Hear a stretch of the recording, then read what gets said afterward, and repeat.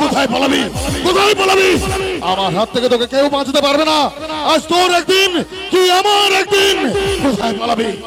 বাঁচাও, বাঁচাও! এই শয়তান, ছাড়, ছাড় বলছি, ছাড়!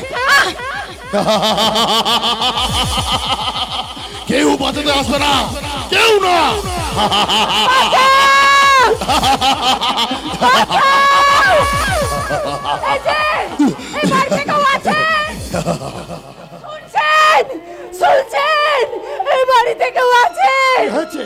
কি হয়েছে মা? আমার করে চিৎকার করছো কেন? কি হয়েছে? আপনি আমাকে বাঁচান। এই অসহায় অসময় আপনি আমাকে বাড়ি থেকে বের করে দেবেন না, তাহলে ওই শয়তানগুলো আমাকে শেষ করে দেবে। আব্দুল করিম বেঁচে থাকতে তোমার কোনো ভয় নেই মা? কি হয়েছে আমার কাছে সবকিছু খুলে বলো। কে তুমি? এত রাতে কোথা থেকে আসছো? আমার নাম রমা। হাসপাতাল থেকে অসুস্থ মাকে দেখে সন্ধ্যে ট্রেনে বাড়ি ফিরছিলাম। ট্রেনটা লেট ছিল। হঠাৎ কবরখানার সামনে দুটো গুন্ডা মস্তান আমাকে তুলে নিয়ে যাওয়ার জন্য চেষ্টা করেছিল। অনেক কষ্টে ওদের হাত ছাড়িয়ে ছুটতে ছুটতে আপনার বাড়িতে ঢুকে পড়েছি। তোমার কোনো ভয় নেই মা, তুমি এখানে বসো, আমি বাইরে গিয়ে দেখে আসি কার এত বড় সাহস যে। না না, আপনি বাইরে যাবেন না, আমার জন্য হয়তো আপনিও বিপদে পড়ে যাবেন। আল্লাহর দোয়ায় আমি কখনো বিপদের ভয় করি না মা। রোজ 5 ওয়াক্ত নামাজ পড়ি, ইমাম হিম্মতের পথে মাথা উঁচু করে চলি। সারা জীবন চাকরি করেও একটা পয়সা ঘুষ নেই না, তাই কোনোদিন কোনো শয়তান আমার সামনে এসে দাঁড়াবার সাহস পাবে না। ও, আপনি বুঝি সরকারি চাকরি করেন? হ্যাঁ মা, আমি এই জেলার পরিবেশ দপ্তরের ইন্সপেক্টর আব্দুল করিম। আমার ছাড়পত্র না পেলে এই জেলায় হোটেল কিংবা রেস্তোরাঁ তৈরি করা যায় না। এমনকি পরিবেশের পক্ষে ক্ষতিকারক হলে চালু ব্যবসা আমি বন্ধ করে দিতে পারি। এই বিদেশ বিভূয়ে একা একা থাকতে আপনার ভয় করে না? ভয়? ভয় একজনকে করে মা, তিনি হলেন খোদা। ওর উপর ভরসা করলে সব বিপদকে জয় করা যায় মা। আরে প্রেমা, ছোকরিটা কোন দিকে গেল বল দেখিনি? ঘরটার মধ্যে অবস্থা ঢুকেছে। আরে না না না না না, তুই কিচ্ছু চিন্তা করিস না। তুই বরং এক কাজ কর, তুই ওই ঘরটার সামনে ভালো করে পাহারায় থাক, আর আমি বরং ওই ঘরটার মধ্যে ঢুকছি। ওরা এলে আমার মান সম্মান সব চেঞ্জ করে দেবে। তার আগে আপনি আমাকে গলা টিপে মেরে ফেলুন, যাতে ওই শয়তানটা আমার ইজ্জত দিতে না পারে। মেরে ফেলুন, আর গলা টিপে। আরে বাবা বাবা বাবা বাবা বাবা, শালা যা ভেবেছি ঠিক তাই। বুড়ো হয়ে এইরকম একটা ডবকা ছুরিকে এইভাবে বুকে চেপে তুই মজা লুটছিস? মুখ সামলে কথা বলবে, এটা ভদ্রলোকের বাড়ি, এখানে গুন্ডামি করার জায়গা নয়। এটা কে রে? হ্যাঁ, নিজে গুন্ডামি করে ভদ্র ঘরের মেয়েকে একা ধরে নিয়ে এসে দাঁড়া, দেখাচ্ছি মজা। ডাকছি মহলার লোককে। ডাক ডাক মহলার লোককে। মহলার লোকের সামনে এই মেয়েটাই প্রমাণ করে দেবে যে তুই তুই ওর ইজ্জত নষ্ট করার চেষ্টা করেছিলি। আরে দোষ ছাড়া নিজে নষ্টামি করে তুই আমার ঘরে দোষ চাপাতে চাইছিস? কি চাইছি আর কি না চাইছি এই মেয়েটার কথায় সবকিছু পরিষ্কার হয়ে যাবে। ও যখন পাবলিকের সামনে সত্যি কথাটা বলবে। আমি পাবলিকের সামনে সত্যি কথা আমাকে বলতে হবে। বলবো যে আপনি আমাকে জোর করে বাড়িতে ধরে এনেছেন।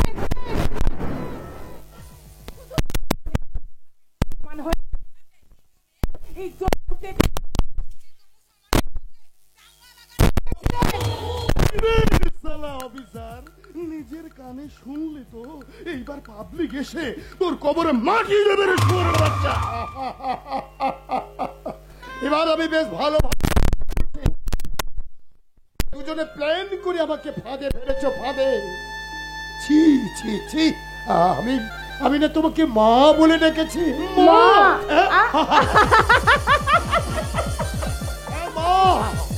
মহাভারতের এক সন্তান তার মায়ের বস্ত্র হরণ করেছিল, আর আজ এই মহান ভারতবর্ষে তুমি মা হয়ে নিজের সন্তানের কাছে নিজে করলে মা। আমি মা নই, একবিংশ শতাব্দী আধুনিকা নায়িকা, পুরুষের কামনা বাসনা তৃষ্ণা মেটানো এক মোহিনী মায়া। আরে ভাইয়া,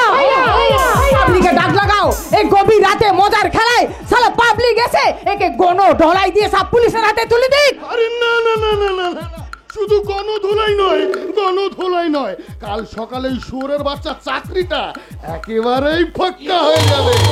গ্রাম থেকে বিবি বাচ্চারা ছুটে এসে ওর সুন্দর চাঁদ বদন একেবারে থুতু ছিটিয়ে দেবে। থু থু থু থু।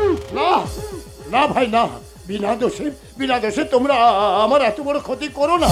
তাহলে এই ফাইলটা একটা সই করে দিন। সই?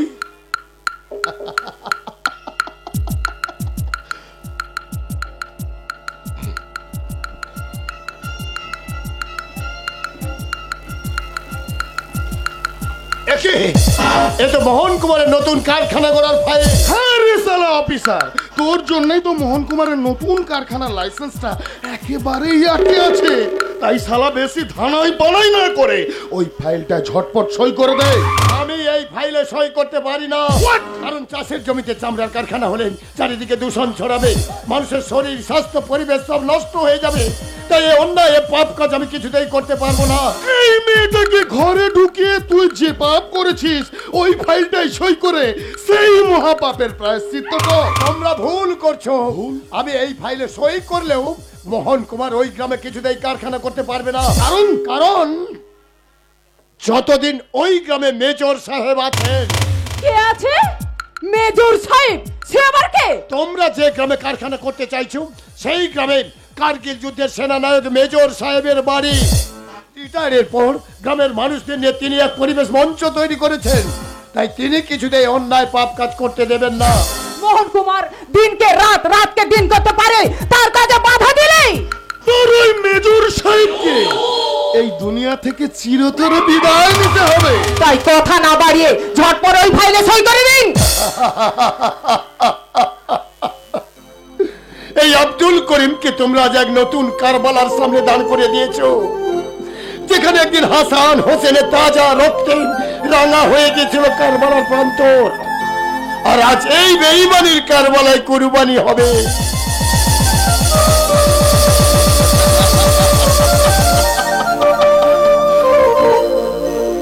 আমার ইমাম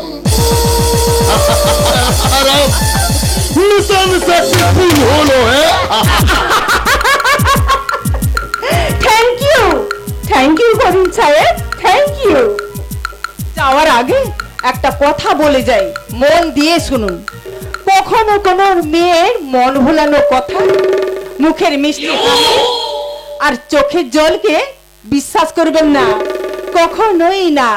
কথাটা মনে থাকবে তো? আসবে। তবে তুমি একটা কথা মনে রেখো, এই পৃথিবীতে যেমন কইকেই মন্থরা আছে, তেমনি সীতা ও সরমার মতো মেয়েরাও আছে। আর তাই শুধুমাত্র সন্ত্রাস আর ব্যভিচারের গোলা বর্ষণে কোনো যুদ্ধ জয় তোমরা করতে পারবে না, কিছুতেই না। এই ফাইলে করিম সাহেবের সই মানে আমাদের যুদ্ধ জয়। বাইরা ভাই, পুলিশের কাছে যাওয়ার চেষ্টা করবেন না। পুলিশের কাছে গেলে কি হবে ভাইয়া? তার মতো দরকার হবে না ভাইয়া। কাজ যখন হয়ে গেছে এখান থেকে চলো। এই ম্যাডাম, আপনি বোধহয় মোহন কুমারের শিক্ষাটা একেবারেই ভুলে গেছেন। মোহন কুমার বলেন ওই নদী পেরোনোর পর নৌকোটাকে একেবারেই ডুবে দিতে হবে। না না ভাইয়া, ঝুট ঝামেলা বাড়িও না, চলো না। এই ম্যাডাম, আপ ভুল গিয়া क्या উপকারের পুরস্কার না দিলে তাকে বলে সালা বেঈমানি। ভাইয়া, এ তুমি কি করলে? রক্ত তো ভেসে যাচ্ছে, এত রক্ত।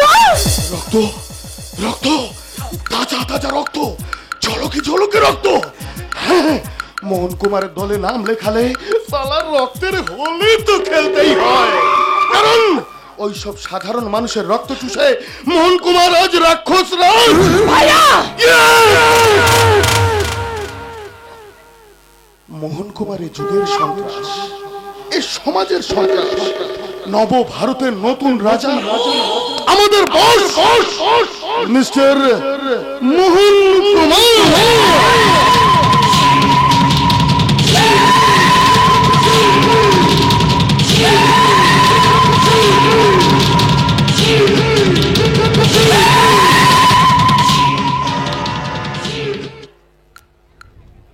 লোকে বলে এক চলমান বেভেই শিখার নাম মোহন কুমার।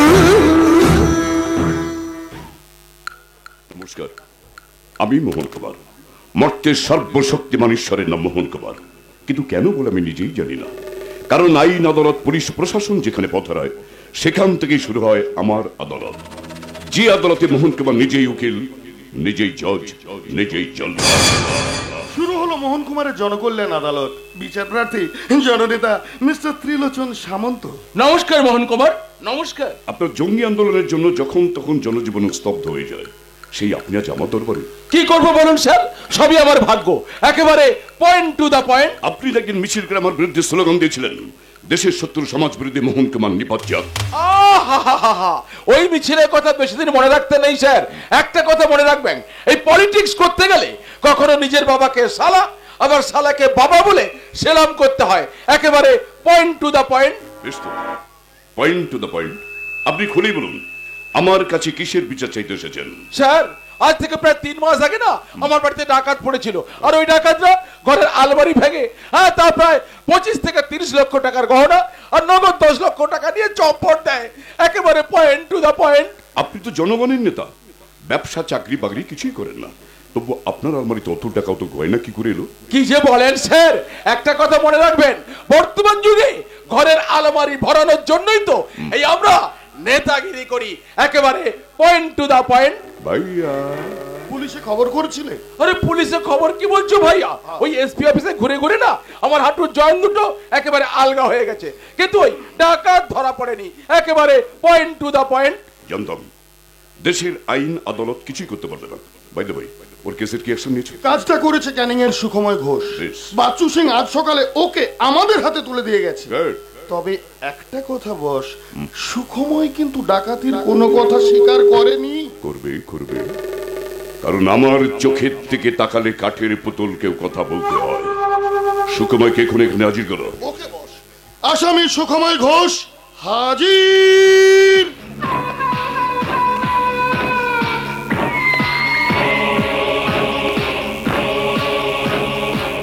বলবীর চির উন্নত মূর্তি, শির উন্নত করে আমার দিকে তাকাও। দেখো, আমি ওই ভদ্রলোককে কথা দিয়েছি, ওর ডাকাতি হয়ে যাবার সোনা দানা টাকা পয়সা সব আমি ওকে ফেরত দেব। বলো, তুমি ওগুলো ডাকাতি করে কোথায় লুকিয়ে রেখেছো? বিশ্বাস করুন স্যার, টাকা সোনা দানার কথা আমি কিছুই জানি না। আমার চোখের দিকে তাকিয়ে মিথ্যে কথা বলতে নেই। বলো বলো, ওগুলো কোথায় লুকিয়ে রেখেছো? বিশ্বাস করুন, আমি কোনো ডাকাতি করিনি। সত্যি বলছি, সত্যি বলছি। এদিকে এদিকে এদিকে এদিকে দেখি দেখি তোর ঘাড়টা দেখি। তোর ঘাড়ের পেছনে দিকে নাকগুলো কাঁপতে কাঁপতে আমার হাতের আঙুলগুলোকে জানিয়ে দিচ্ছি আমি মিথ্যে কথা বলছি। বল বল বল, ওগুলো কোথায়? আপনি কেন বিশ্বাস করছেন না যে ও কাজ আমি করিনি? বল মাল জানি না, আমি কিছুই জানি না। মাল কোথায়? সত্যি কথা বলছি স্যার, ও কাজ আমি করিনি। এখনো সত্যি কথা বল, নইলে গুলি করে তোর মাথার খুলি আমি উড়িয়ে দেবো। জানি না, আমি কিছুই জানি না। 5 বছর আগের মোহন কুমার হলে এতক্ষণ তোর মাথার খুলি আমি উড়িয়ে দিতাম, কিন্তু এখন আমার চোখ দুটো স্বপ্ন খটখটে মরুভূমির মতো জ্বলছে রে। নাহলে খুন খারাপি আমার কাছে আতপ চালের ভাতের মতো নিরামিষ।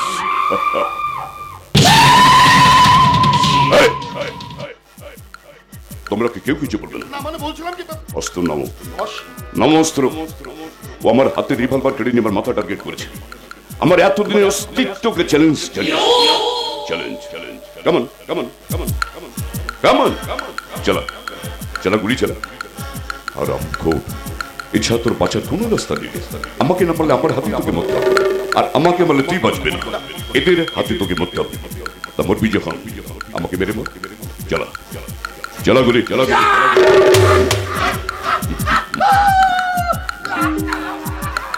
আবার চালা, আবার চালা, আরে আবার চালা।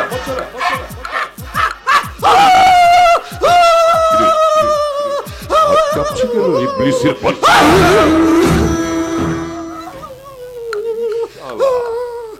আরে আরেকবার চেষ্টা করলে তো তোরই বাঁচি মতো তোরে। জানি 3 তিনবার চেষ্টা করে সফলতা না এলে তার মানসিক ভারসাম্য হারিয়ে যায়। আর এটাই আমার ট্যাকটিস। দেখ, আমার রিভলভারের প্রথম 3টে চেম্বার সবসময় ব্ল্যাঙ্ক থাকে, পরের 3টিতে গুলি লোড থাকে।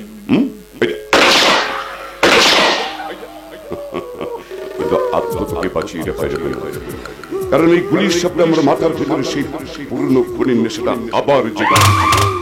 তাই আজ থেকে আমাকে মারবেন না, আমি টাকা গহনা সব ফেরত দিয়ে দেব, শুধু এবারের মতো আমাকে মাফ করে দিন, মাফ করে দিন। ফেরত দিবি?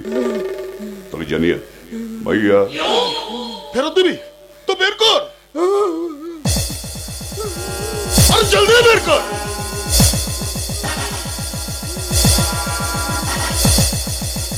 ভাইয়া, এর শরীরের মধ্যে এতগুলো জিনিস লুকানো ছিল, অথচ তোমরা সার্চ করো। মোহন তোমার ইন্টেলিজেন্স ব্রাঞ্চকে ঘুমিয়েছিল। নেটওয়ার্ক ফেল করছি কেন? আমি কাউকে ছাড়বো না। সিসি ক্যামেরা ফুটেজ দেখে আমি সবার বিচার করবো আগামীকাল আর্লি ইন দ্য মর্নিং। ওকে ওকে বস। জননেতা ত্রিলোচন সামন্ত। বলুন স্যার। এবার আপনি খুশি তো? কি বলছেন স্যার? বিশ্বাস করুন, আমি ভাবতেই পারিনি যে এত তাড়াতাড়ি আর এত সহজে আমার সমস্ত জিনিসগুলো ফেরত পাবো, একেবারে পয়েন্ট টু দা পয়েন্ট। যা, এবার তোর ছুটি।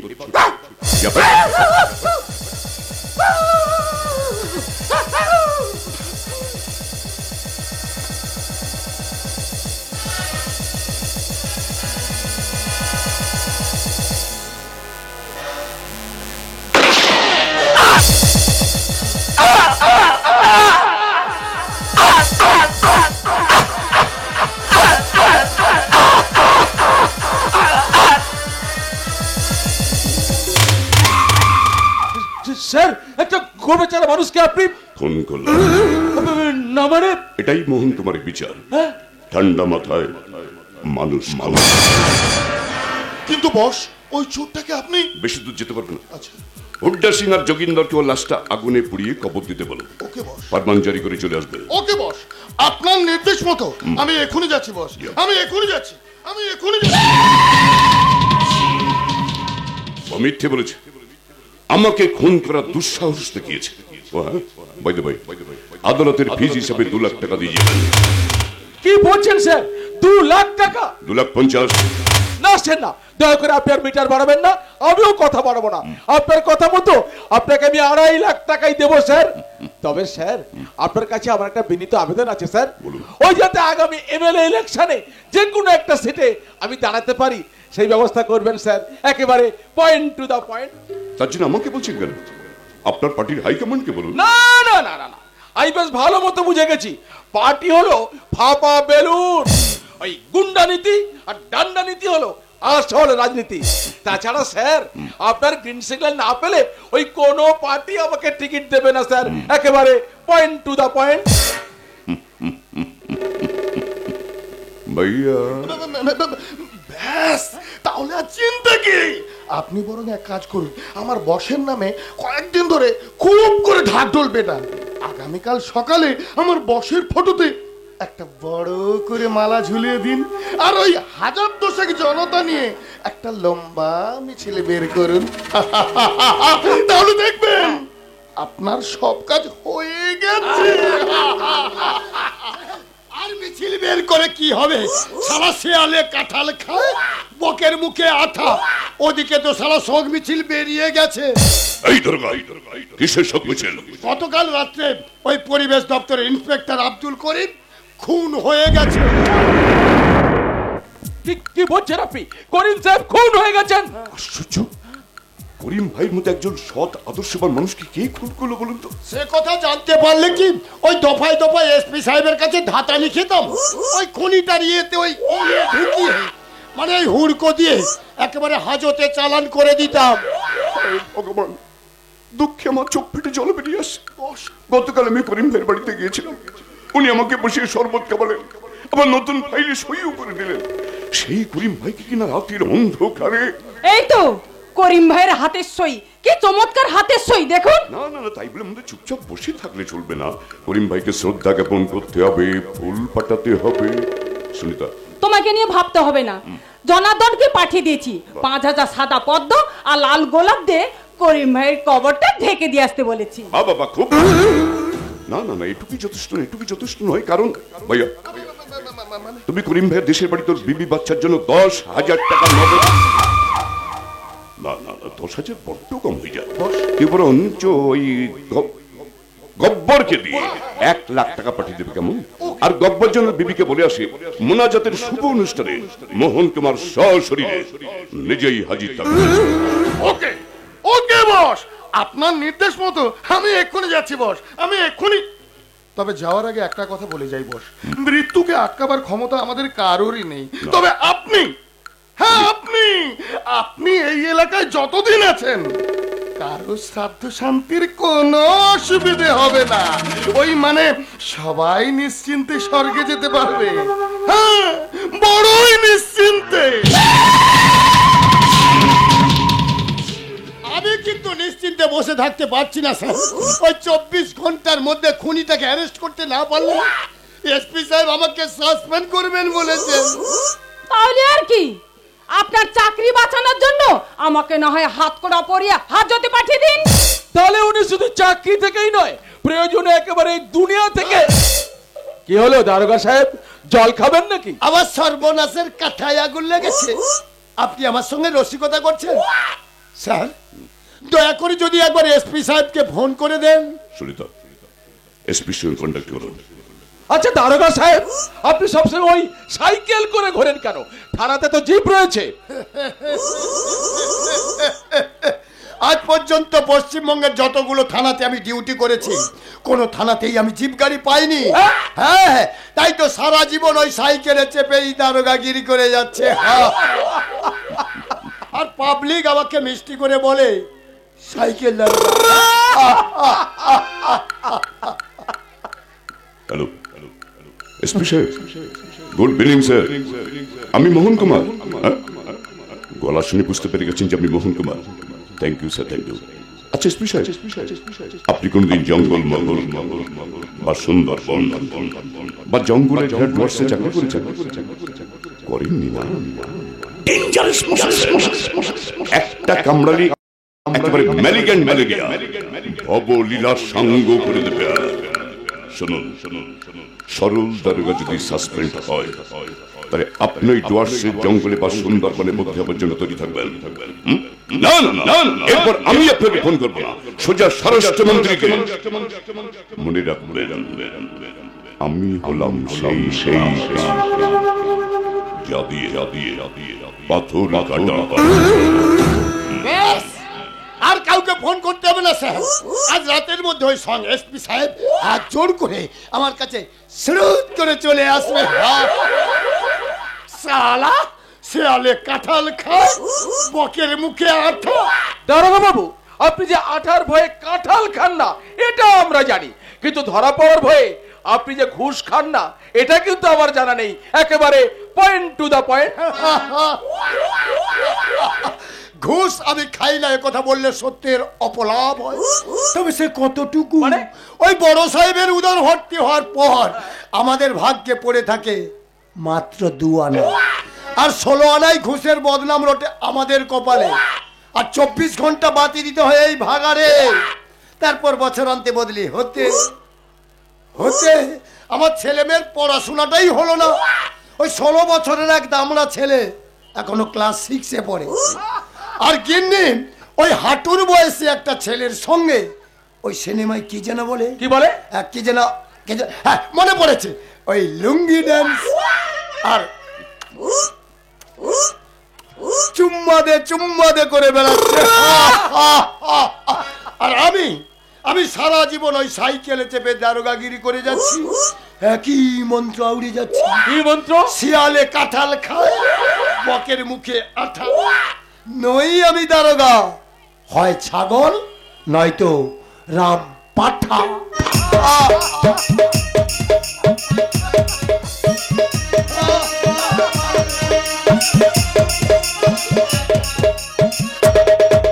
সত্যি স্যার, এই অন্ধকার জগতে আপনি একমাত্র আমাদের কাছে আলোর ভরসা। তাই বলছি স্যার, এই সরকারের উপরে আস্থা বিশ্বাস না রেখে আপনি নিজে একটা সরকার গড়ে তুলুন। যে সরকারের মুখ্যমন্ত্রী হবেন আপনি স্বয়ং, আর এই সরল দারোগা হবে আপনার পুলিশ মন্ত্রী, আর আমি হব আপনার একমাত্র রাজনৈতিক পরামর্শদাতা, একেবারে পয়েন্ট টু দা পয়েন্ট।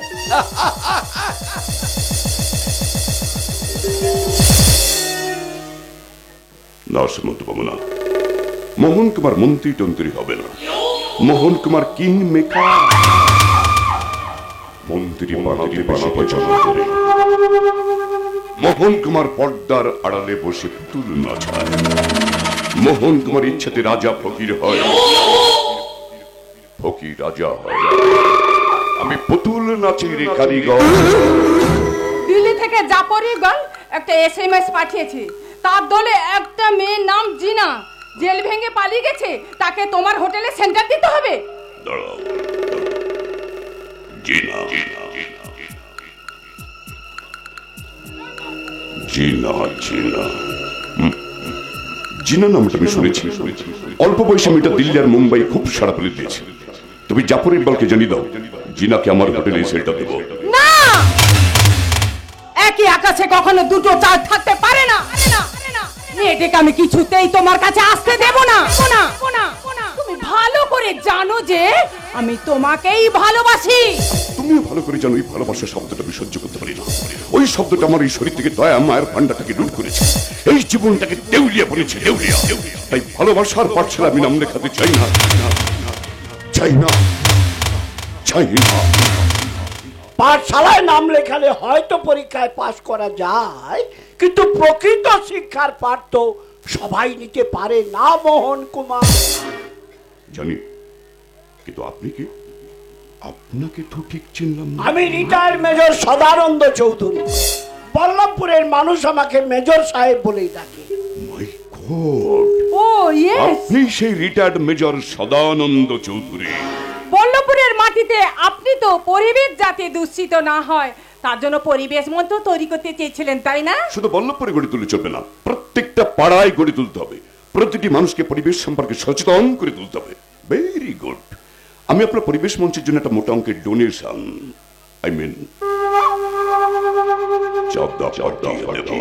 ঠিক যেভাবে করিম ভাইয়ের কবরে ফুল পাঠিয়েছেন, তার বিবি বাচ্চার জন্য নগদ টাকা পাঠিয়ে মেহেরবান খোদা সাজতে চেয়েছেন, তাই তো? আপনি কি বলতে চান? বলতে চাই, যারা নিজের হাতে মানুষ খুন করে তাদের কবরে দাঁড়িয়ে চোখের জল ফেলে, তাদের দেবতা বা মেহেরবান খোদা ভাবার দিনটা বোধ হয় শেষ হয়ে গেছে। তাই আপনার মতো মহান মানুষের গলায় ফুলের মালার বদলে শ্মশান যাত্রার কাঠ কেনার কথা ভাবছি। আপনি কি বলতে চান করিম সাহেবকে আমি খুন করেছি? কথাটা কি আপনি অস্বীকার করতে পারেন? আপনি কোথায় দাঁড়িয়ে কাকে কি কথা বলছেন জানেন? এদেশের মানুষের মনে মোহন কুমার সদা এমন ভালোবাসার সিংহাসনে বসে আছে। আর আপনিও কি জানেন ম্যাডাম, সোনার পাত দিয়ে সর্বাঙ্গ মোড়া থাকলেও একটা শেওড়া গাছ কোনোদিন সেগুন গাছের মর্যাদা পায় না। আর আপনি কি জানেন মেজর, সেই শেওড়া কিংবা সেগুন দুটো গাছের কাঠি কিন্তু সমান আগুন জ্বালাতে পারে। জানি, সেই সঙ্গে এটাও জানি, বাঘ সিংহ হাতির মতো জন্তুকে দেখলে জানোয়ার বলে চেনা যায়, কিন্তু একটা মানুষকে দেখলে চেনা যায় না সেটা সাপ, ব্যাঙ না শিয়াল। চোখ রাঙাবেন না। আর এই বল্লভপুরের মাটিতে কোনোদিন চামড়ার কারখানা গড়ার খোয়াবো দেখবেন না। আমাদের কারখানা কেউ আটকাতে পারবে না, কারণ করিম সাহেব মারা যাওয়ার আগে এই ফাইলে নো অবজেকশন সার্টিফিকেট দিয়ে গেছেন। ওই নো অবজেকশন সার্টিফিকেটে সই করার অনেক আগেই করিম সাহেব একটা রিপোর্ট লিখে পরিবেশ দপ্তরের মুখ্য সচিবের রেকমেন্ডেশন করিয়েছেন। তারপর রাজ্য সরকারের তরফে দিল্লির স্বরাষ্ট্র দপ্তরে পাঠিয়েছেন, যাতে ওখানে চামড়ার কারখানা না হয়। আমার এত বড় সর্বনাশ করে তুমি পার পেয়ে যাবে ভেবেছিলাম। কারখানা লাইসেন্স না পেলে আমি তোমাকে কুকুরের মতো গুলি করে। মোহন কুমার, সেনাবাহিনীতে চাকরি করার সময় যে সমস্ত অস্ত্র নিয়ে আমি নাড়াচাড়া করেছি তার তুলনায় আপনার হাতের ওই যন্ত্রটাকে খেলনা বললেও বেশি মর্যাদা দেওয়া হবে। তাই ওটা আমার সামনে বের করবেন না। পকেটে রেখে দিন। দাঁড়াও, এটা আমি পকেটে রেখে দিলাম। গুলি খরচ করে আমি তোমাকে মারব না। আমি তোমাকে এমন শাস্তি দেব যে সারা জীবন আমার পায়ের তলায় বসে চোখে জল ফেলবে। কাশ্মীর সীমান্তে আমি পাকিস্তানি হানাদারদের কাঁধে এসেছি, হিন্দুস্তানের তেরঙ্গা পতাকা উড়িয়েছি টাইগার হিলের চূড়ায়। তাই ভয় পেয়ে যুদ্ধক্ষেত্র থেকে পালিয়ে যাওয়ার শিক্ষা আমার নেই, বরং আপনার মুখে যুদ্ধের আহ্বান শুনে আমার রক্ত আবার জেগে উঠেছে। মোহন কুমার, এতদিন বাইরে শত্রুর হাত থেকে দেশকে রক্ষা করেছি। দেশের মানুষের রুজি রোজগারের পতাকাটাকে আমি কিছুতেই মাটিতে লুটিয়ে যেতে দেব না। আপনাদের মতো শয়তানদের মৃতদেহের ওপর সেই পতাকা ওড়াবো পথ পথ করে। আবার দেশের ঘরে ঘরে শোনা যাবে, सारे जहां से अच्छा हिंदुस्तान हमारा, सारे जहां से अच्छा हिंदुस्तान हमारा, सारे जहां से अच्छा। हम बुलबुल है उसकी गुलशिता हमारा, सारे जहां से अच्छा हिंदुस्तान हमारा, सारे जहां से अच्छा।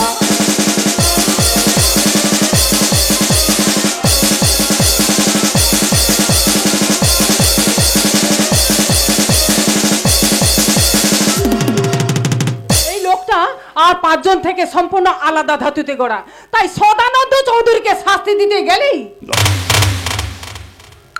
না শুনিত না।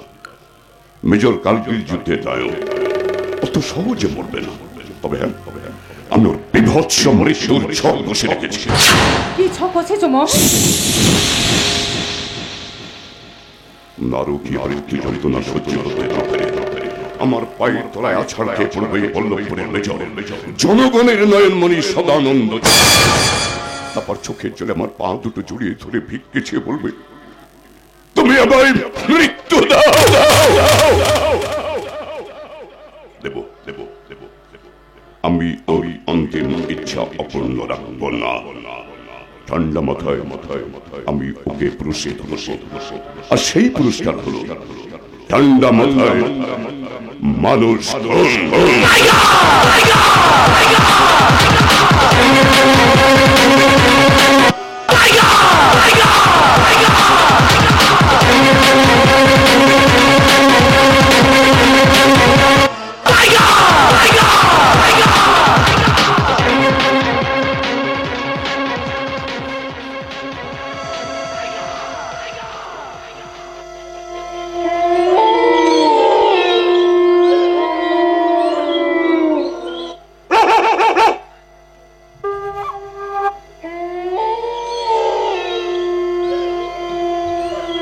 আশ্চর্য, জল জ্যান্ত একটা মেয়ে যেন সারা হাওয়ায় কর্পূরের মতো উবে গেল। মেয়েটা এদিক দিয়ে এলো, কিন্তু গেল কোথায়? ও, এই রাত দুপুরে যে একটু নাকে তেল দিয়ে ঘুমাবো তারও কোনো উপায় নেই। এসপি সাহেবের করা হুকুম, 30-31 বছর একটা যুবতী মেয়ে ওই নর্থ বেঙ্গলের জেল ভেঙে পালিয়ে গেছে। গোয়েন্দা রিপোর্টটা তো মিথ্যে নয়। একটু আগে মেয়েটা এদিক দিয়ে এলো, আবার সাই করে। আরে, এটা তো অর্জুন বাবু ছাপাখানা কাম বাসস্থান, মানে ঘর। অর্জুন বাবু, অর্জুন বাবু, আরে ও মশাই অর্জুন বাবু। রাস্তার আলোয় এক ফুলুকের জন্য মেয়েটাকে দেখেছিলাম। সারা মুখখানা তো নয় যেন ডাসা পেয়ারা, গায়ের রং তো নয় যেন দুধে আলতা। আর এই যৌবন যেন শরীরের ভাঁজে ভাঁজে ওই চাঁদ মামার মতো উকি মারছে। এই ডান্ডা ধরে হাতটায় কড়া পড়ে গেছে। যদি মালটাকে একটু চটকাতে পারতাম না, তাহলে এই ডান্ডা ধরা হাতটা একটু সুখ পেত। কিন্তু মালটা গেল কোথায়? বেওয়ারিশ মেয়ের সঙ্গে মজা লুটতে গেলে মোহন কুমারের 5 স্টার হোটেলে চলে যান। খবরের কাগজের অফিসে তার পাত্তা পাওয়া যাবে না। জানি জানি মেজর সাহেব, কিন্তু এত রাতে ওই সুদূর বল্লভপুর থেকে কিসের খোঁজে এখানে এসেছেন সেটা জানতে পারি কি? করিম সাহেবের খুনের রহস্যটা ধূমকেতু পত্রিকায় ছাপাতে এসেছি। দেখুন মেজর সাহেব, এই বিষয়টা নিয়ে বেশি মাতামাতি করবেন না, তাহলে কিন্তু আমি তাহলে করিম সাহেবের খুনের অপরাধে এই ভদ্রলোকের হাতে হাত করা পরিয়ে লকআপে ঢুকিয়ে দেবেন, এই তো? দরকার হলে আমি তাই করব, কারণ এই খাকি পোশাকটার সে ক্ষমতা আছে। পারবেন না ওই খাঁকি পোশাকটা পরে পরাধীন ভারতের পুলিশ ইংরেজের পাচাটা কুকুর হয়ে ক্ষুদিরামকে ফাঁসি কাটে ঝুলিয়েছিল। নেতাজি সুভাষচন্দ্র বোসকে দেশ থেকে নির্বাসিত করেছিল। ওই খাঁকি পোশাকটা তার ক্ষমতা দেখিয়ে মাতঙ্গিনী হাজার মতো বীরাঙ্গনাকে রক্তাক্ত করে ঘুম পাড়িয়ে দিয়েছিল। ওই পোশাকের মদতে আজও চলে গুন্ডাদের হাতে শিক্ষকের হেনস্থা, সাধারণ মানুষের উপর সমাজ বিরোধীদের অত্যাচার, তোলাবাজিদের দৌরাত্ম্য, নেতাদের সিন্ডিকেট রাজ, আর ওই ধর্ষিতা নারীর চোখের জল দেখে অট্টহাসি, এসবই তো আপনাদের ওই খাকি পোশাকের ক্ষমতা, তাই না? ভাষণ শেষ হয়ে গেছে? বেশ, তাহলে আমি আমার কথা বলি। এই রাত দুপুরে এখানে আসার কারণ, কয়েকদিন আগে ওই স্মাগলিং এর কুইন মানে রানী নর্থ বেঙ্গলের জেল ভেঙে পালিয়ে গেছে। গোয়েন্দা রিপোর্ট অনুযায়ী এখন সে এক এলাকা থেকে আর এলাকায় পালিয়ে বেড়াচ্ছে। তারই খোঁজে আমার তল্লাশে, এবং কিছুক্ষণ আগে একটা অচেনা যুবতী মেয়েকে আমি এই বাড়িটার চারপাশে ঘুরঘুর করতে দেখেছি। তাই তো আমি অর্জুন বাবু ছাপাখানা সহ পুরো বাড়িটাকে সার্চ করতে চাই। নিশ্চয়ই করবেন, কিন্তু তার আগে আমাকে সার্চ ওয়ারেন্টটা দেখান। Search warrant? আপনি আমাকে আইন শেখাচ্ছেন? না, শেখাতাম না। যদি আপনার জানা থাকতো যে পত্রিকার অফিসে বিনা অনুমতিতে আপনি তো তুচ্ছ, আপনার উপরওয়ালা এসপি সাহেবেরও ঢোকা আইন বিরুদ্ধ। দাদাগিরি আর জুলুমবাজি করে আপনি আমার কাজে বাধা দেবেন? জুলুমের জবাব তো জুলুমবাজিতেই দিতে হয়। আচ্ছা, আপনার বাড়িতে বিড়াল ঢুকলে তাকে কি দিয়ে আপ্যায়ন করেন? মাঠ না ওই ডান্ডা? আচ্ছা, তার মানে আপনি আমাকে ডান্ডা মেরে ঠান্ডা করতে চান, এই তো? সত্যি আপনার বুদ্ধির তারিফ না করে পারছি না। আমি কিন্তু আপনার বুদ্ধির তারিফ করতে পারছি না, তবে খুব শীঘ্র এইটা দিয়ে যে মুখ দিয়ে আপনি আমার বুদ্ধির তারিফ করলেন, আপনার সেই মুখটাকে আমি থেতলে দেব। শালা! এই শালাদের ঘাম ঝরানো করের টাকায় প্রতি মাসে বেতন দেওয়া হয় আপনাদের। তাই? হ্যাঁ, আর ওই সেই অর্থের বিনিময়ে সাধারণ মানুষের সুখ শান্তি নিরাপত্তা রক্ষার দায়িত্ব আপনাদের, মানে দারোয়ানদের। তাই দারোয়ান হয়ে মালিককে বোধ হয় চোখ রাঙানো সাজে না।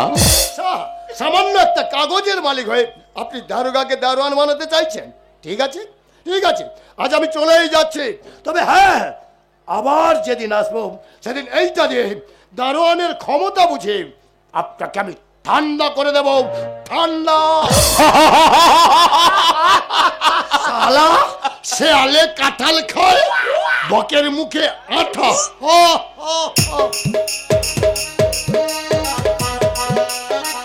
শেয়ালে যতই কাঁঠাল খা, তবু আপনাদের জুলুম মাঝির কাছে এই অর্জুন কখনো মাথা নোয়াবে না। তাই তো আমি তোমার কাছে ছুটে এসেছি অর্জুন, জুলুমের বিরুদ্ধে আওয়াজ তোলার জন্য, তোমার নির্ভীক সাংবাদিকতাকে সম্মান জানাতে। তোমার পত্রিকায় করিম সাহেবের খুনের পেছনে কে বা কারা সেই তথ্য ছাপাতে এসেছি। বলুন, কে করিম সাহেবকে খুন করেছে? মোহন হোটেলের মালিক মোহন। কোনো প্রত্যক্ষ প্রমাণ আছে? পুলিশ যাদের সহায় তাকে খুনি প্রমাণ করব কি করে? প্রমাণ আমি জোগাড় করবো মেজর সাহেব। আজ আমি গোপনে মোহন কুমারের 5 স্টার হোটেলে যাব, যেমন করি হোক যে কোনো মূল্যে প্রত্যক্ষ প্রমাণ আমি জোগাড় করবই। আর প্রমাণ পাওয়ার পরদিনই আমার এই ধূমকেতু পত্রিকার প্রথম পাতায় আমার ওই তথ্য সমৃদ্ধ মূল্যবান লেখা ছাপার অক্ষরে জনসমক্ষে আমি হাজির করবই করব। আমি তোমাকে আশীর্বাদ করছি অর্জুন, আমি তোমাকে আশীর্বাদ করছি। তুমি আরো বড় হও। আজ আমার বড় গর্ব হচ্ছে এই ভেবে যে মানুষের অধিকার রক্ষার সংগ্রামে লড়াই করার জন্য এই বুড়ো মানুষটার পাশে আরো একজন নির্ভীক সেনা পেলাম। মেজর সাহেব, তাই তোমাদের মেজর সাহেব তোমাকে জানায় সংগ্রামী অভিনন্দন।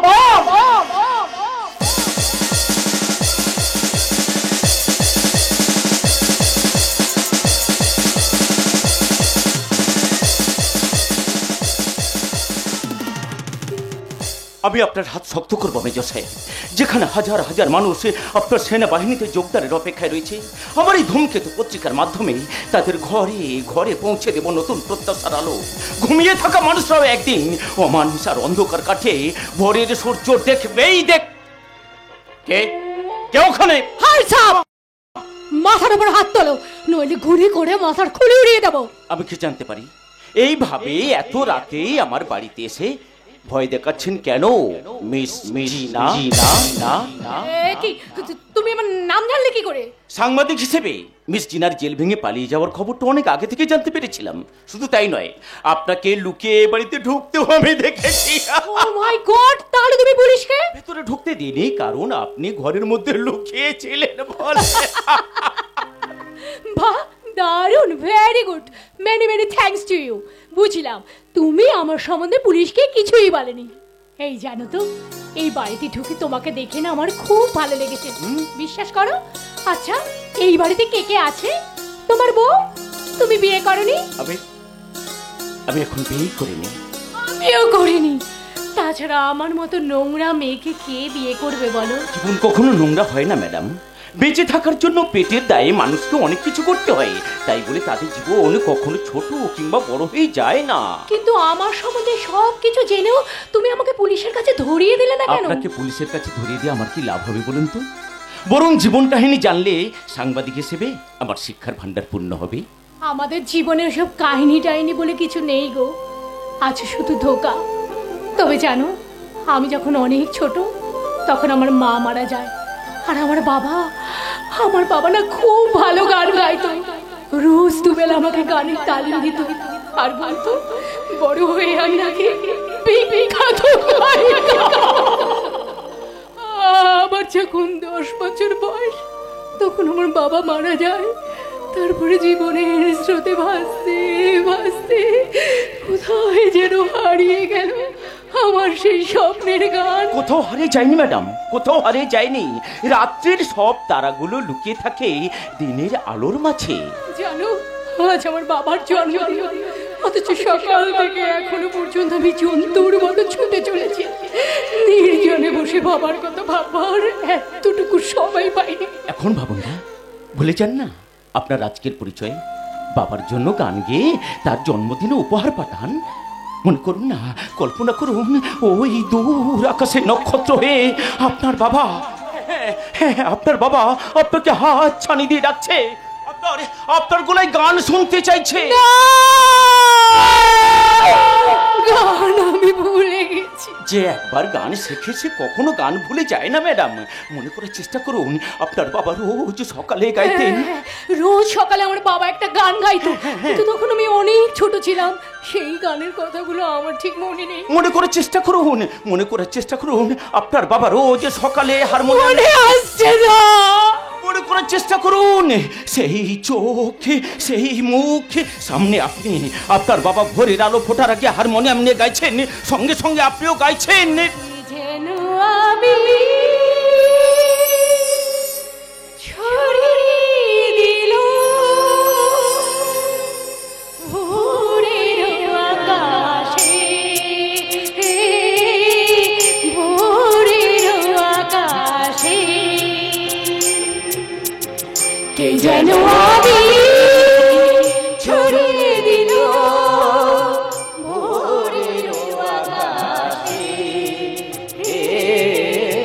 ভোরের আকাশে।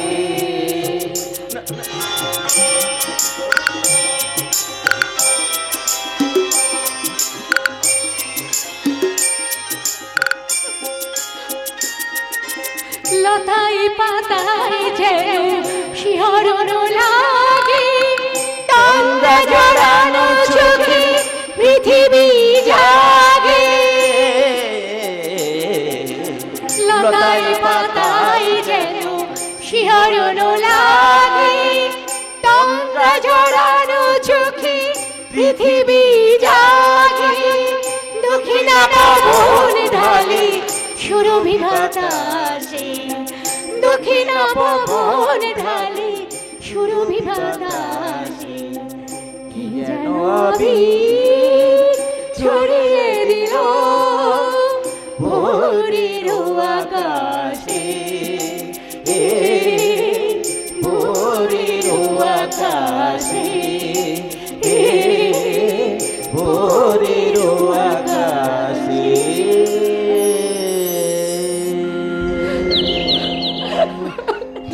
না না না না না না, কাঁদবেন না, কাঁদবেন না, কাঁদবেন না, জল আপনার চোখে মানায় না।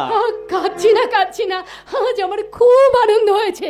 আজ 10 বছর পরে আমি বাবার শেখানো গান গাইতে পেরেছি। আবার অনেক আগে জিজ্ঞাসা করা উচিত ছিল, আপনি এত রাতে কোথায় যাবেন? মোহন কুমারের হোটেলে আশ্রয় নেব। কুমার হোটেল? হ্যাঁ। আচ্ছা আচ্ছা, আপনি সেখানে আমাকে একবার গোপনে নিয়ে যেতে পারবেন তো? কেন পারবো না? তুমি আমাকে এত উপকার করেছো, আমিও তোমার উপকার করে শোধ দিয়ে দেবো। এসো। Thank you, thank you miss, thank you miss, thank you, thank you, thank you.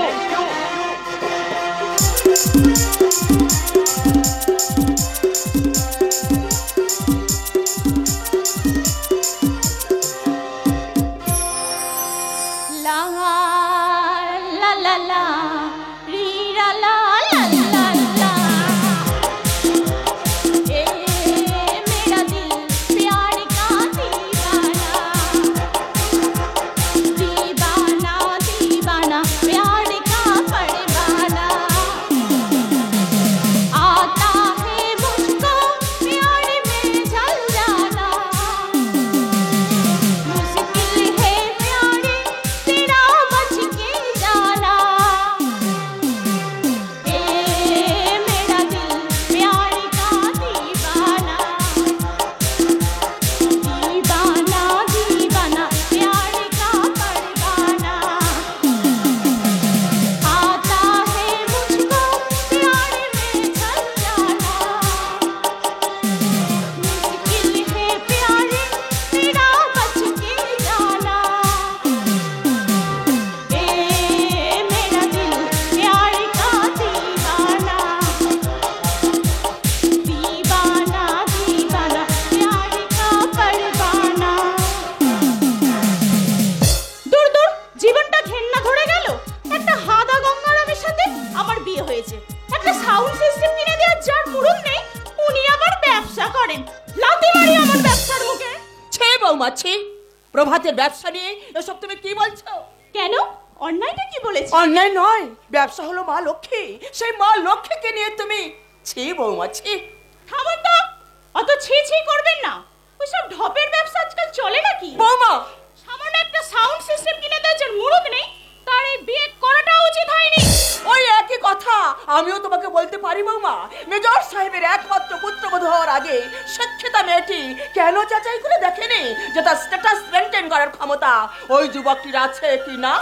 মা, আপনি কি শুধু আমার সাথে ঝগড়াই করবেন? ঝগড়া আমি করতে চাই না বৌমা, আমার রুচি তো বাধে। মা! তাছাড়া তুমি তো নিজেই দেখেছো তোমার শ্বশুর মশাই সবই রিটায়ার্ড করেছেন, সংসার চালাতে হিমশিম খাচ্ছেন, তার উপরে প্রভাতের ব্যবসায় যেদিন মন্দা চলছে। সে তো চলবেই মা। মেজর সাহেবের ছেলে যদি তার বাবার মতো নীতি আর আদর্শের নামটা মুখস্থ করে চলতে থাকে, তাহলে তো তার ব্যবসায় দুদিনেই লাল বাতি জ্বলে যাবে। বৌমা আপনারা তো জানেন আমার মামা তিলোচন সামন্ত পলিটিক্সের মানুষ। জানি, আর এও জানি যে তোমার মামার সঙ্গে মন্ত্রী মহলের বেশ দহরম মহরম আছে। শুধু তাই নয় মা, একবার মামাকে ধরলে আপনার ছেলের ব্যবসা বা চাকরিতে উন্নতি হবে। এই তো ঠিক তাই, আপনি ঠিক ধরেছেন। তাই তো গত পরশু আপনার ছেলে আমার মামার সাথে দেখাও করে এসেছে। সে কি প্রভাত তো সে কথা আমাকে একবারও বলেনি? কেন বলিনি? সেটা কি আপনার কাছে অজানা?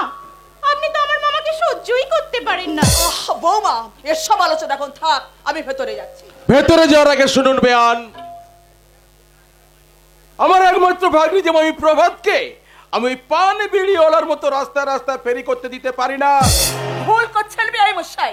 মামা, বল বল বল, তুমি কিন্তু ভারী দুষ্টু হয়েছো। কেন কেন? এতদিন পর ভাগ্নিকে মনে পড়লো।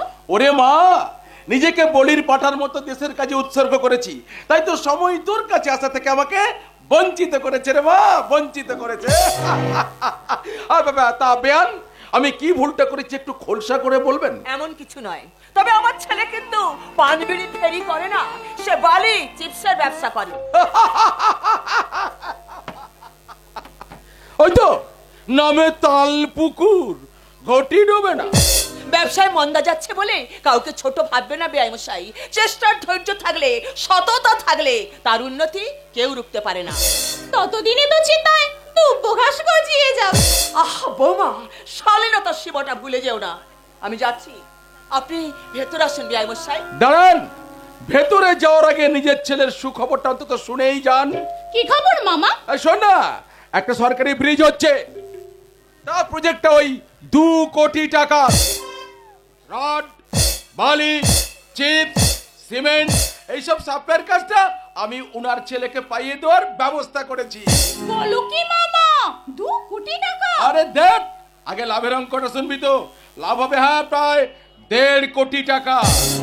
মামা বল বল বল। আমি কিন্তু আমার দুটো রুমেই এসি লাগিয়ে নেব। ঠিক আছে ঠিক আছে। আচ্ছা মামা, হ্যাঁ? সত্যি বলছো তো 2 কোটি টাকার ঠিকাদারি? আরে কি বলছিস তুই, একেবারে পয়েন্ট টু দ্য পয়েন্ট। এই মাত্র আমি 5 স্টার হোটেলে বসে মোহন কুমারের সঙ্গে ফাইনাল ডিলটা করেই এসেছি। বলো কি মামা? তবে হ্যাঁ, একটা শর্তে। ওই মোহন কুমার কিন্তু তোর সঙ্গে একবার কথা বলে দিতে চাইছে, মানে ব্যবসা সংক্রান্ত ব্যাপারে কোয়ারি করবে, এই আর কি। যাবো যাবো, নিশ্চয়ই যাবো। মোহন কুমারের মতো মানুষের সাথে আলাপ করতে কার না ইচ্ছে করে বলো? আমি প্রভাতকেও সঙ্গে নিয়ে যাবো। এবারের বউ হয়ে তুমি শয়তানটার কাছে যাবে না। আমার ছেলের হয়ে তোমাকে ভিক্ষা চাইতে দেব না। বাবা বাহ, আমরা একটু সুখে থাকি, একটু সুখের মুখ দেখি, তা আমরা সহ্য হয় না, তাই না? মাত্রা ছাড়িও না বৌমা। মাত্রাটা আপনি ছাড়াচ্ছেন। কি বললে বৌমা? তাই দয়া করে আমার বাড়া ভাতে আর ছাই দেবেন না। বৌমা, তুমি কোটি টাকার গল্প শুনে নিজেকে স্থির রাখতে না পেরে উল্টো পাল্টা কথা বলছো। তোমার মাথা ঠান্ডা হলে আমি তোমাকে সব বুঝিয়ে বলবো। এখন বেআই মশাই কিনে ভিতরে চলে তো, ওর আতিথ্যতার ব্যবস্থা করতে হবে। এসো তাড়াতাড়ি এসো। থাক, জুতো মেরে আর গরুদানটা নাই বা করলেন বেয়ান। আপনি কি বলছেন বেআই মশাই? আমি তো আপনাকে কিছু বলিনি, আমি আমার মেয়েকে বলছি। কেন মিথ্যে বলছেন মা? আপনি যদি আপনার মেয়ে ভারতীর মতো আমাকে দেখতেন, তাহলে আমার স্বামীর উন্নতির পথে বাধা হয়ে দাঁড়াতেন না। তুমি আবার ভুল করছো, ওটা উন্নতি নয় বৌমা, মুখ বন্ধ করার জন্য লোভের প্রস্তাব। মানে? তুমি তো জানো বৌমা, ওই শয়তানটা বল্লভপুরে মাটিতে চামড়ার কারখানা খুলতে চাইছে। তোমার শ্বশুর মশাই ওই কারখানার বিরুদ্ধে জনমত তৈরি করে সংগ্রামে শামিল হয়েছেন। তাই তার মুখ বন্ধ করার জন্য ওই মোহন কুমার তোমাদের কাছে প্রলোভনের লোভ দেখিয়ে ভুয়ো ব্যবসার প্রস্তাব পাঠিয়েছে, শুধু কারখানার পথে বাধার প্রাচীরটাকে সরিয়ে ফেলার জন্য, তোমার স্বামীর উন্নতির জন্য নয় বৌমা। বাবা বাহ, খুব সুন্দর আষাঢ়ের গল্প ফেলেছেন শাশুড়ি মা। বাবা, ঠিক এই জন্যই আজও পর্যন্ত তারা সুখের মুখ দেখতে পেলি না। সুখের মুখ দেখতে গিয়ে যারা আত্মসম্মান বিসর্জন দেয়, বিবেক বুদ্ধি বন্ধক রাখে, আমি তাদের সর্বতভাবে ঘৃণার চোখে দেখি। বিবেক আর আত্মমর্যাদার তিলক কেটে আদর্শের কীর্তন গাইলে কারোর পেট ভরে যায় না বাবা। কি বললে বৌমা? বলছি, জীবনে চাকরি করে তো লক্ষ লক্ষ টাকা রোজগার করেছেন, কিন্তু কই মায়ের গায়ে তো এখন অব্দি সোনার গয়না দেখতে পেলাম না। ওগুলো তো সব ইমিটেশন। কোথায় সোনার গয়না বাবা? তোমার চোখ থাকলে তো তুমি দেখতে পাবে মা। বাবা, সোনার চেয়েও দামি গহনা আমার আছে। তাহলে দেখান। বললাম না তুমি অন্ধ, তাই দেখতে পাও না। যদি অন্ধ না হতে তাহলে দেখতে পেতে। এই বল্লভপুরের গরিব মানুষগুলোর জন্য দাতব্য চিকিৎসালয়ের খরচ আজ তোমার শ্বশুর মশাই বহন করে চলেছেন। গ্রামের পাঠশালার উন্নতির জন্য প্রতি বছর অর্থ সাহায্য করছেন। এলাকার 2টো অনাথ আশ্রমের দুস্থ বাসিন্দাদের জন্য নিয়মিত পোশাক পরিচ্ছদ দান করেন তোমার শ্বশুর মশাই। তাই সকলের আশীর্বাদ, ভালোবাসা আমার কাছে অনেক অনেক দামি গহনা বৌমা, অনেক দামি গহনা। বেয়ান, চাঁদকে বাদ দিয়ে যোচনার অস্তিত্ব হতে পারে না, তবু সবার আশীর্বাদ ভালোবাসা যদি আপনার কাছে দামি গহনা হয়ে থাকে, তাহলে একদিন দেখবেন আপনার একমাত্র মেয়ে ভারতীর গহনার জন্য আমারই ভাগ্নি জামাই ওই প্রভাতের কাছে আপনাদের হাত পাততে হবে। সেদিন পূবের সূর্য পশ্চিমে উঠবে মেসমশাই। ভারতী, সারা জীবন আমি আইবুড়ো থাকলেও আমার বাবা মাকে আপনার ভাগ্নি জামাইয়ের কাছে হাত পাততে দেব না মেসমশাই। ওরে মা, আমি যে মনে মনে প্রভাতের ওপর অনেকখানি ভরসা করে রেখেছিলাম রে মা। তুমি ভুল করেছো বাবা। আগেকার দিনের মানুষ জানতো মেয়ের বিয়ে দিলে সে পর হয়ে যায়, কিন্তু এখন ছেলের বিয়ে দিলে সে পরের সম্পত্তি হয়ে যায়। বাহ বাহ বাহ, চমৎকার। আপনাদের মেয়ে দেখছি তার বাবাকেও টেক্কা দিয়ে সততা আদর্শের বুলি আওড়াতে শিখেছে। বলছি মামা, বল বল বল বল। চন্দন গাছকে জড়িয়ে বেড়ে উঠলে তার গায়েও একটু হলে সুগন্ধ লাগে বই কি? বৌমা, তুমি কি ভুলে গেলে যে কার সামনে দাঁড়িয়ে তুমি কাকে ইঙ্গিত করছো? আহা, ও কি বলতে চাই বলুক না। ও কি বলতে চায় সেটা আপনারা পরেই শুনে নেবেন। এখন দয়া করে আমার কথাটা শুনুন। আমি চেয়েছিলাম আপনাদের সংসারে একটু সুখ আসুক, ওই প্রভাত ঠিকাদারি করে কিছু মুনাফা ঘরে তুলুক, কিন্তু আপনারা ওই কালিদাসের মতো নিজেদের পায়ে নিজেরা কুড়ুল মারলেন। তা ভালো, খুব ভালো। ঠিকাদারির চেয়ে সততা আদর্শের ব্যবসা করে বড় লোক হওয়া অনেক অনেক ভালো। মামা শোনো না। এই শোন না, শোনাশুনির আর কিচ্ছু নেই রে মা, কিচ্ছু নেই, একেবারে পয়েন্ট টু দা পয়েন্ট।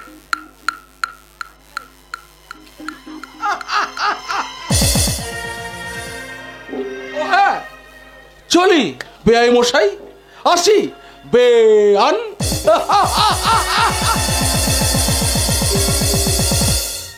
আপনারা এইভাবে আমার মামাকে অপমান করে তাড়ালেন কেন? আমি তো কিছুই বুঝতে পারছি না বৌমা। আপনার ছেলেকে বড় ঠিকাদারির কাজ পাইয়ে দেওয়ার জন্য ওই হোটেলের মালিক মোহন কুমারের সাথে হাত মেলাতে বলেছে। মোহন কুমারের সঙ্গে যারা হাত মেলাতে বলে তারা আমাদের ভালো চায় না বৌমা। কথাটা তুমি আজ না বুঝলো একদিন ঠিক বুঝতে পারবে বৌদি।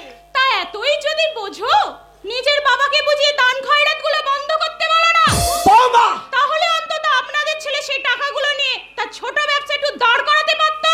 কিন্তু আমি যে চাই বৌমা যে প্রভাত নিজের পায়ে দাঁড়া। হ্যাঁ মা, মা হিসেবে আমারও বুকটা গর্বে পড়ে যাবে যখন দেখবো ও নিজের চেষ্টায় 10 জনের একজন হয়ে উঠেছে। আর আমিও গর্ব করে বলবো এই আমার দাদা যে কারা সাহায্য ছাড়াই নিজের পায়ে দাঁড়িয়ে বাবা মার মুখে হাসি ফুটিয়েছে, এই সংসারের দায়িত্ব নিজের কাঁধে তুলে নিয়েছে। কারো সাহায্যে ছাড়া ওই মুদির দোকানে মালিক হওয়া যায় ঠাকুরজি, কিন্তু এই আধুনিক যুগে আমাদের মতো মানুষের যে চাহিদা অনেক বেশি। আমার ছেলের চাহিদা কিন্তু বেশি ছিল না বৌমা। ও ছিল ওর বাবার সততা ও আদর্শের প্রতীক। কিন্তু সেই প্রভাত আজ তোমার পাত্র নয়। মা, আপনার সুসন্তানদের নিয়ে আপনি আদর্শের চাল ভাজা চিবোতে পারেন, কিন্তু ভুলে যান